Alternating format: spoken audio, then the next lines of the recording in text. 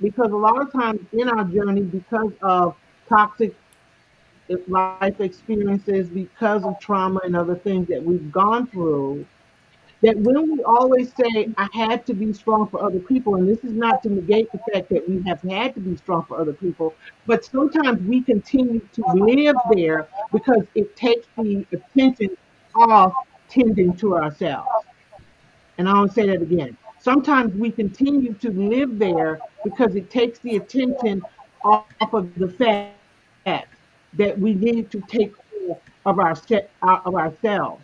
And then we can go into a place where we allow that to be a part of our narrative, and subconsciously we begin to believe that it is selfish to take care of self.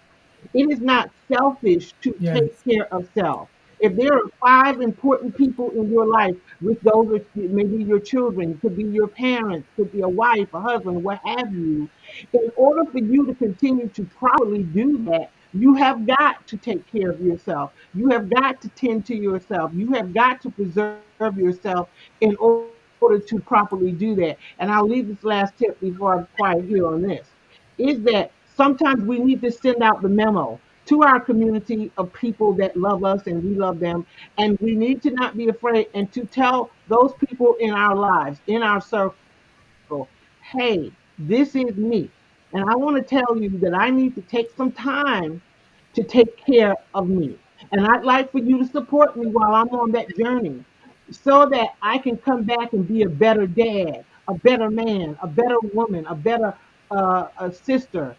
We need to start to give people that memo and tell those people that I need, and make sure we say need.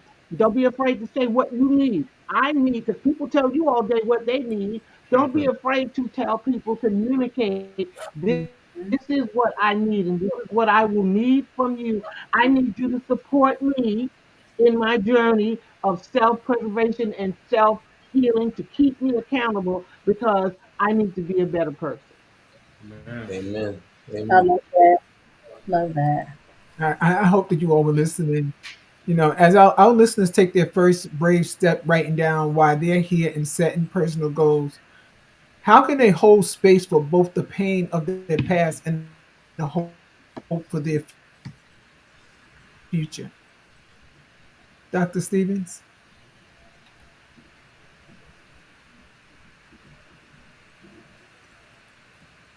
I'm not sure, Miss Diamond, who are you addressing next? I'm addressing you, Dr. Stevens.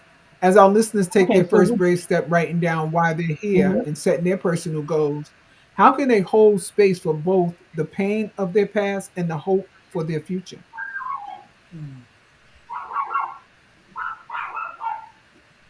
That is a very deep and profound question.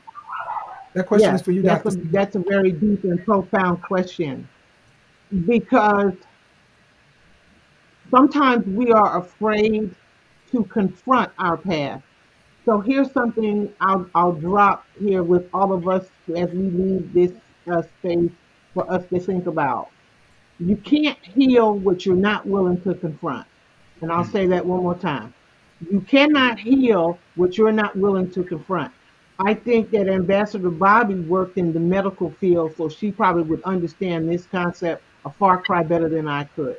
If somebody comes into the hospital and they've got a scar, a deep scar, or they've got a broken limb or something like that, that nurse, that doctor is going to have to tend to that. I've heard stories where they had to sometimes re-break the leg or something like that. Mm, But and quite naturally, some people would say, no, I'm not going to address that. But do you really want to heal? So there are instances where we want to heal, that we do need to confront some things from the past. I'm not suggesting that we live there and we take up residence there, but there are certain things in our past that is causing us pain in our future. And so we do need mhm, to confront certain things in our past so that we're able to forgive ourselves, so that we're able to forgive those people that may have been responsible or caused the trauma, So there are things in our past that we need to not necessarily live in, but we need to address it so that we can continue to move on forward in our future, because sometimes we get stuck, and we are stuck because there are past experiences that still have us stuck. And so in order to get unstuck, we have to confront pain and say, yes,